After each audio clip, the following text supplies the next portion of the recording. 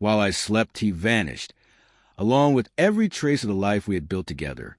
Our home, once brimming with shared memories and quiet routines, had been stripped bare, and all it took was one drunken mistake at an office party to bring it all crashing down. Hi, I'm Natalie, and I'm 29. If you've ever watched a single misstep unravel everything you once held sacred, then you'll understand the ache in this story. Not long ago, I truly believed I was living the kind of life people daydream about. I was married to Lucas, 31, thoughtful, steady, the kind of man who made you feel anchored in a drifting world.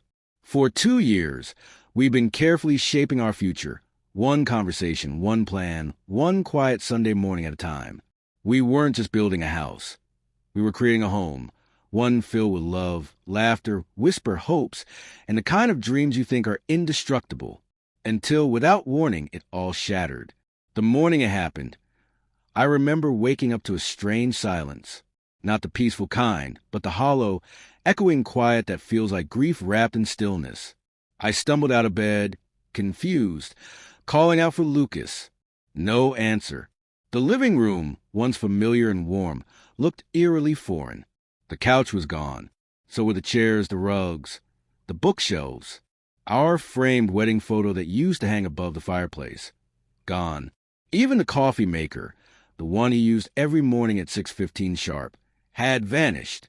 At first, I thought we'd been robbed, but there were no signs of forced entry. No mess, no chaos, just absence. Then I saw it, a single sheet of paper on the kitchen counter.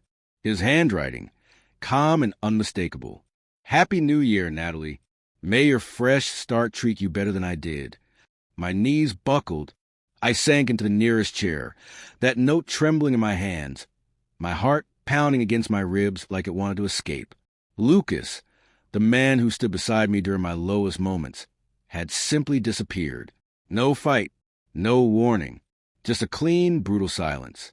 But to understand how it got to this point, I need to take you back. 3 years ago, I was just beginning an internship at a mid-sized consulting firm. I was focused, eager, and determined to prove myself. That's where I met Lucas. He was a project supervisor, sharp, respected, and quietly magnetic in a way that didn't demand attention, but captured it anyway. At first, I kept things strictly professional, but chemistry has its own stubborn rhythm. After a few late nights collaborating on projects, it was impossible to deny the pull between us. 8 months later, he proposed during a snowy weekend in the mountains. No audience, no spectacle, just us, tangled in a love that felt limitless. We married soon after, and life accelerated. Lucas landed a new job at a rival firm, nearly doubling his salary. We bought a house in the suburbs. We filled it with dreams about children, travel, renovations, and the quiet life we both craved. My own career picked up speed too. I was promoted, and while I was proud, I hadn't expected the pressure. Long hours followed me home. Sleep became scarce, and I began to unwind with wine. Just a glass at first, but then another, until one glass wasn't enough. Lucas noticed. He tried to address it gently, then more firmly, but I brushed him off every time, insisting I was fine. I wasn't. My drinking spiraled, until one night I blacked out completely. That night scared me enough to get help. I checked into rehab and took 6 months off work. It was the most grueling, humbling stretch of my life. And through it all, Lucas stayed. He never once threatened to leave. He held my hand through every setback. That's the kind of man he was. When I returned to work, I was placed under a new manager, Ethan Carter. Mid-40s, sharp suits, charismatic in a way that drew people in. Lucas didn't trust him. Said he was too smooth, too calculating. I waved it off, chalking it up to jealousy. Ethan seemed like a solid leader, competent, approachable. And when a colleague went on maternity leave, I had to shoulder extra work. That meant more late nights, more email threads, more one-on-one meetings with Ethan. Lucas began to notice. He saw how often I was glued to my phone, texting late into the night. I reassured him, told him it was all professional. But tension was building. And one night, after another argument, I snapped. I told him to either trust me or leave me alone. That was the beginning of the emotional distance between us. Ethan, meanwhile, started opening up to me. Small talk became personal.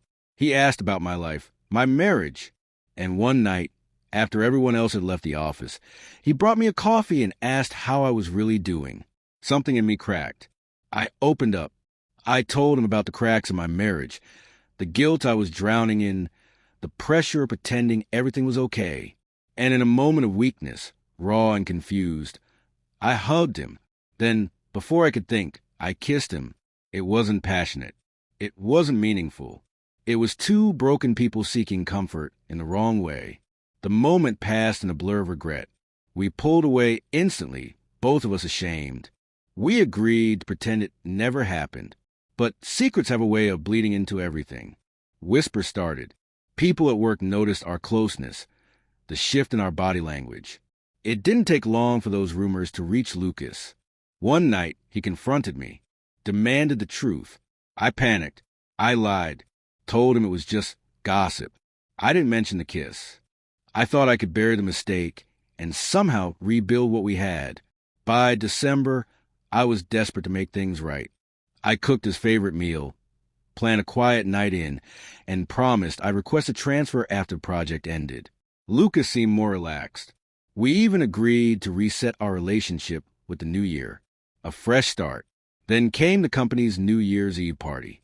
Ethan suggested Lucas join, said it might ease the tension. I agreed. Maybe this would be the closure we needed to move forward. That night, the music was loud, the drinks free-flowing. I hadn't touched alcohol in over a year, but the temptation whispered, just one. One turned into five. Lucas tried to stop me. I laughed it off, slurred something about it being New Year's. I barely remember how I ended up seated between him and Ethan. The rest is a blur. The next morning, I woke up to silence. Not just the kind that fills a house, but the kind that fills your chest. Lucas was gone. Everything was gone. And on the kitchen counter, his final words. I called him. No answer. Still in a fog, I messaged Ethan. We met at a quiet cafe. He looked tired, guilt in his eyes. And then he told me everything. I had argued with Lucas when he tried to stop me from drinking. I made a scene. At midnight, I toasted with Ethan, hugged him, then kissed him. This time it wasn't hidden. Lucas had seen everything. He didn't say a word. He just walked away. I sat there, staring into my untouched coffee, tears falling quietly. In one night, I had undone everything we had fought so hard to protect. Not from malice, but from weakness. From pain I never addressed and choices I never thought would cost me everything. Now I live in a quiet apartment with too much space and not enough warmth. The walls are bare. No pictures. No laughter. No Lucas. I'm sober again. But the silence that surrounds me isn't just the absence of alcohol. It's the absence of him. The only person who never gave up on me until I gave him a reason to. If someone chooses to love you at your worst, don't push them away when you're at your best. Because trust isn't shattered all at once. It breaks in whispers and secrets in the moments you think won't matter. Until they do,